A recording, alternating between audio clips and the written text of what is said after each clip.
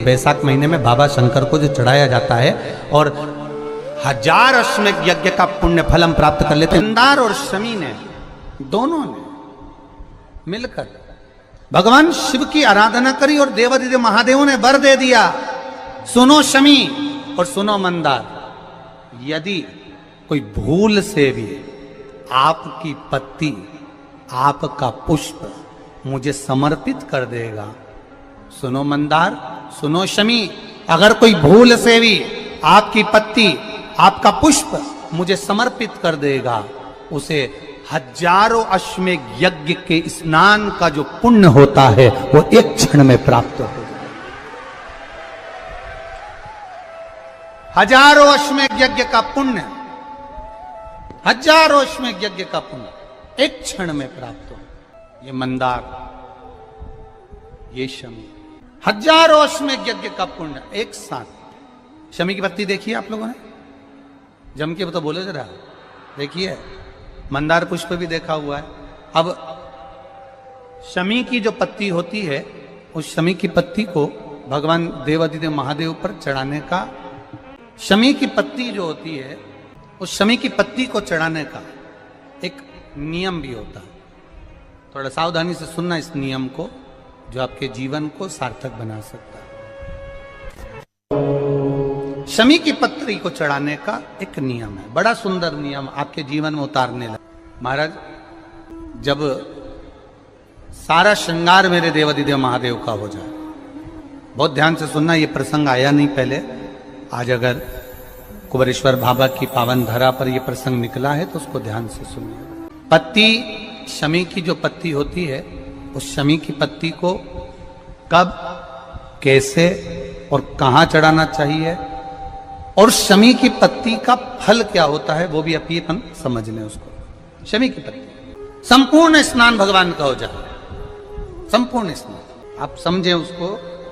जैसे ये शिवलिंग है, जलाधारी, जल निकल कर जाने का स्थान, गणेश, कार्तिकेय, अशोक सुंदरी, जलाधारी मतलब माता पार्वती जी का हस्त कमल, शिवलिंग शिव का स्वरूप, ऊपर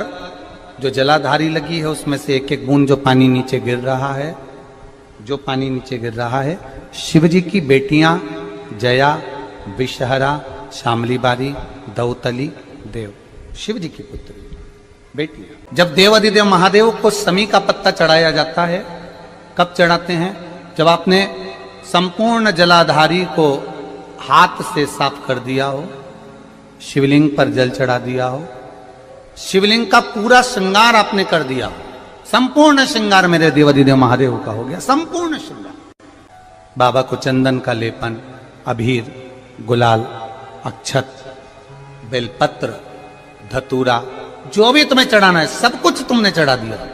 सारा श्रृंगार मेरे देवादिदेव महादेव का हो गया। तब शमी की पत्ती को मां जगतजननी की जो जलाधारी है उस पर मात्र स्पर्श कराकर शिव के शिवलिंग पर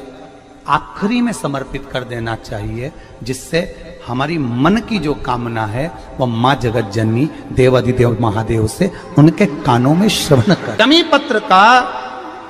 एक बात और स्मरण में रहे, शमी पत्र की बहुत एक बात और अपने स्मरण में लीजिएगा। शमी पत्र की जैसे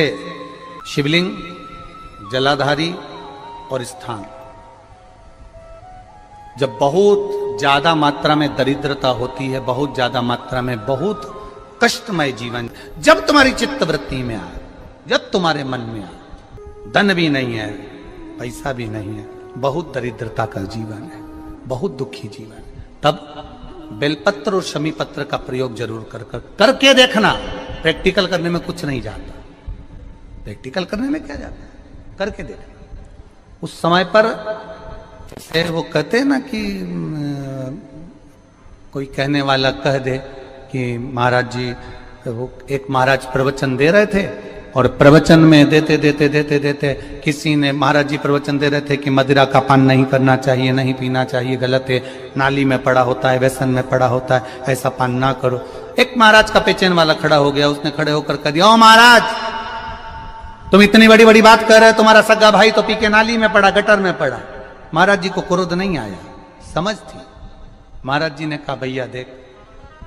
मैं भी प्रवचन दे रहा हूं, मेरा भाई भी प्रवचन दे रहा है,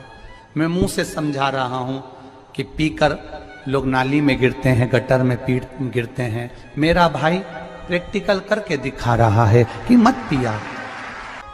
प्रैक्टिकल वाली बात है। शमी पत्र बेलपत्र का एक बार जीवन में प्रैक्टिकल कर देखना, प्रैक्टिकल करना। जैसे आपको कहा कि आपका विश्वास अगर पक्का है, भरोसा अगर दृढ़ है, और शंकर के प्रति अगर आपका विश्वास पक्का है, शंकर कह रहे हैं, मां उमा से, मां पार्वती से, मेरा महेश कह रहा है, मेरा बाबा भोलेनाथ, मेरा बाबा विश्वनाथ, मेरा त्रिकालदर्शी कैलाशी अविनाशी कह रहा है कि हे पार्वती,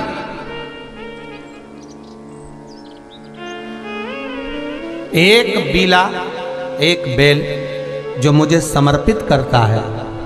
और समर्पित करने के बाद उस बेल की महत्वता देखिए, जो बैसाख महीने में बाबा शंकर को जो चढ़ाया जाता है, और 1000 अश्वमेध यज्ञ का पुण्य फल हम प्राप्त कर लेते, मात्र एक फल चढ़ाकर, मात्र एक फल चढ़ाकर।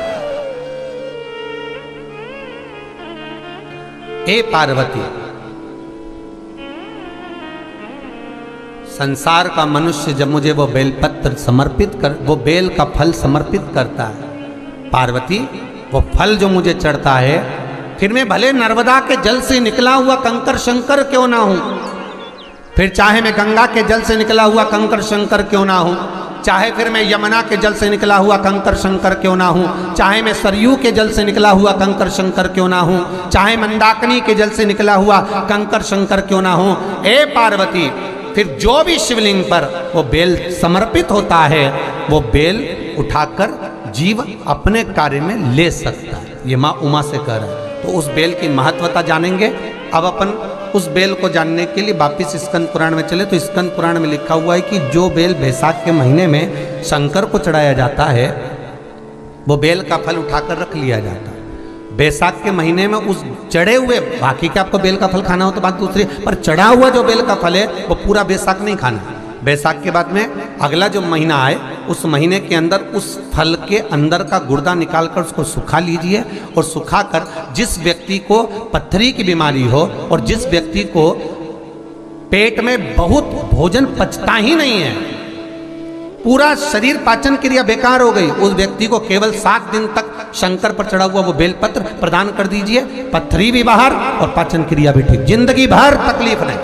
उस बैसाख में उस फल की इतनी महत्वता बाबा भोलेनाथ स्कंद पुराण, लिंग पुराण, नर्मदा पुराण, पद्म पुराण के अंतर्गत, शिव महापुराण के अंतर्गत वर्णन कर, उसकी महत्वता है। वो बेल का फल साधारण नहीं हो सकता। अब मंदार का जो पुष्प होता है, आंकड़े का जो फूल होता है, एक सफेद कलर का भी होता है और एक गुलाबी कलर का भी होता है। देखा है आप लोगों ने? बोलो, जम के बोलो, देखा है ना? गुलाबी कलर का जो पुष्प होता है, वो आप मंदार का, आंकड़े का जो गुलाबी कलर का पुष्प होता है, आप टीवी पे देख रहे होंगे, एक सफेद देख रहे होंगे, एक मंदार का गुलाबी फूल, नीला कलर का फूल देख रहे होंगे।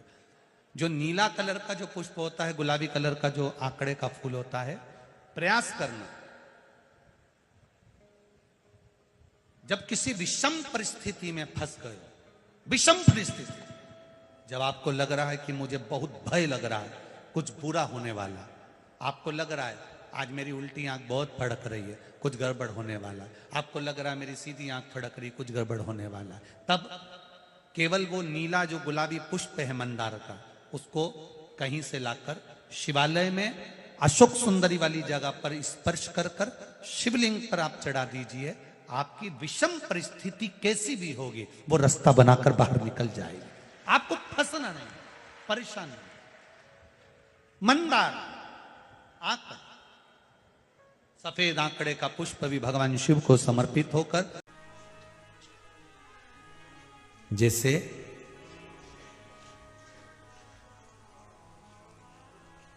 बेले के फल का गुर्दा, बेल का जो फल होता है, बेलपत्री का फल, उसका जैसे गुर्दा, उसके अंदर का जो भाग होता है बेल का, वो गुर्दा,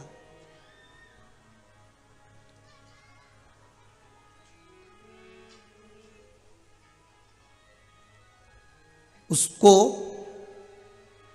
अग्नि में जलाकर उसकी भस्म तैयार कर कर छान कर जब जब आपके यहां विद्वान ब्राह्मण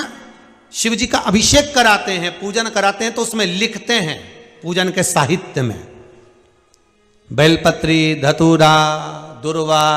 ये उसमें नीचे लिखेंगे भस्म। लिखते कि नहीं लिखते? लिखते हैं ना, भस्म अभिषेक में चाहिए रहती है। तब उस भस्म का थोड़ा सा भी भाग आप अगर शिव को समर्पित कर रहे हो तो ये जान लें कि शंकर मनवांछित फल प्रदान कर रहे हैं, शिव फल प्रदान कर रहे हैं।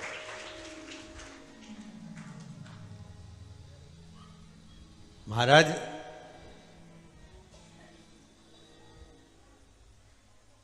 बेलपत्री के वृक्ष के नीचे बैठकर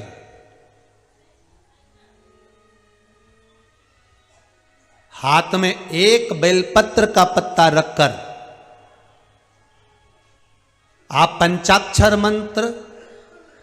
नमः शिवाय, ओम नमः शिवाय या श्री शिवाय नमस्तुभ्यम या महामृत्युंजय मंत्र का स्मरण कर रहे हो, पर डंडी का भाग अपनी ओर, बेलपत्र की बीच वाली पत्ती का भाग बीच वाली उंगली की ओर रखकर अगर आप स्मरण कर रहे हैं और अपनी कामना कर कर बेलपत्री के वृक्ष के नीचे बैठकर उस पत्ते को सम्मुख रखकर बाबा से विनय कर कर एकांत में उस बेलपत्री के वृक्ष की छांव में, बेलपत्री के वृक्ष की छांव आप कामना कर कर उस पत्ते को शंकर भगवान के ऊपर समर्पित कर रहे हैं, तो ये जान कर रखें कि पार्वती और शिव का मिलन करवा रहे हैं और अपनी मनवांछित फल कामना पूर्ण करवा रहे हैं। क्योंकि शिव और पार्वती का जब मिलन होता है, शंकर पार्वती जब एक दूसरे के सम्मुख में होते हैं, शिव और पार्वती जब एक दूसरे के सामने अपने बच्चों के कारण एक दूसरे के सम्मुख में आते हैं, तो उनके चेहरे पर प्रसन्नता का भाव आ जाता है। फल, मनवांछित फल की कामना आप जिस कामना के लिए कर रहे हो, विवाह के लिए, नौकरी के लिए, सर्विस के लिए, व्यापार के लिए, रोग मुक्ति के लिए, आप जिस कामना से कर रहे हो, ईश्वर महादेव, जो व्यक्ति पथभ्रष्ट हो जाए, जैसे मदिरा के नशे में पड़ गया, कहीं जुए में पड़ गया, कहीं मांसाहार में पड़ गया, कहीं व्यसन में पड़ गया, कहीं गलत काम में अगर कोई जा रहा है, तो श्रंभेश्वर महादेव के नाम से काली तिल भगवान शिव को समर्पित करी जाती है। महाराज काली तिल को वापस उठाकर ले आते हैं, उसी काली तिल को जो मदिरा का नशा करने वाला होता है या जो गलत व्यसन में डूबा हुआ होता है, उसको वो सुबह के समय अगर नहीं खाता तो भोजन के साथ उसको दिया जाए। श्रंभेश्वर महादेव, एक बेलपत्री का भी बहुत अच्छा प्रयोग है श्रंभेश्वर महादेव का, मदिरा पीने वालों के लिए, मांसाहार, व्यसन में, जुए में, वेश्यावृत्ति में, पर नारी में, गलत जगह पर जो डूबे रहते हैं उनके लिए। पहले की कथा में उसका वर्णन किया है बेलपत्री का।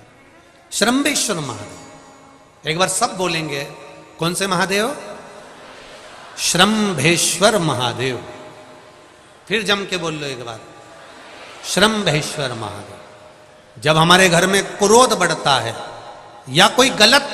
कार्य में जाने लगता है, तो श्रंभेश्वर महादेव का हमें शरणागति लेना चाहिए, श्रंभेश्वर महादेव का पूजन करना चालू कर देना चाहिए। कई लोग कहते हैं महाराज जी ये श्रंभेश्वर महादेव का मंदिर कहाँ मिलेगा, हम कहाँ पूजन करने जाए? कहीं नहीं जाना, तुम्हारे घर के पास में जो शंकर जी का मंदिर है वहीं जाओ, उसी देवालय में, उसी मंदिर में जाओ, श्रंभेश्वर महादेव के नाम से जल चढ़ाना प्रारंभ करेंगे। वो जल जो गलत संगत में पड़ा हुआ है उसका आचमन कराना प्रारंभ करेंगे, अपने आप उसकी धीरे धीरे बुद्धि सुधरना प्रारंभ हो जाएगी। ऐसा श्रंभेश्वर महादेव का है।